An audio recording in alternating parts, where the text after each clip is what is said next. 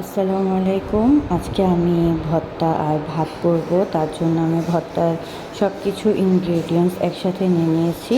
সকালবেলায় আমি এগুলোকে ভেজে হালকা করে তেলের মধ্যে ভেজে উঠিয়ে রেখেছিলাম। এটা হচ্ছে ধনেপাতা আর পটল ভর্তা। এটার মধ্যে আছে ভাজা পেঁয়াজ, কাঁচা রসুন, শুকনো মরিচ। এটা হচ্ছে চাপা ভর্তা। এটা সব কাঁচা জিনিসের কাঁচা রসুন, কাঁচা মরিচ, কাঁচা পেঁয়াজ, চাপা এগুলো বেটে আমি পরে বাগার দিব।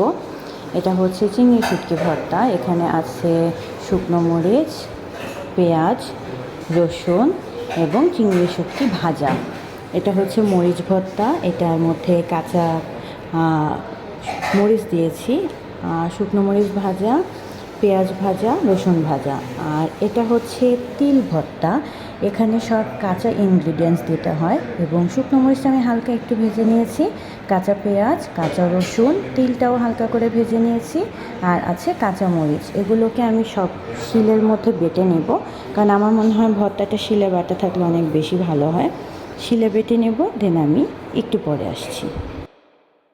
কাঁচা চাপা শুটকিটা আমি পাটায় বেটে এখন কষিয়ে নিলাম। হয়ে গেল আমার চাপা ভর্তা।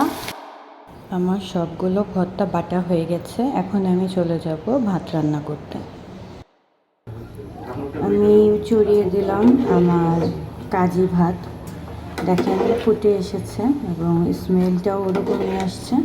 আমি এটাকে অতটা নরম করব না, একটু শক্ত থাকলে নামিয়ে ঠিকা দিয়ে দেবো।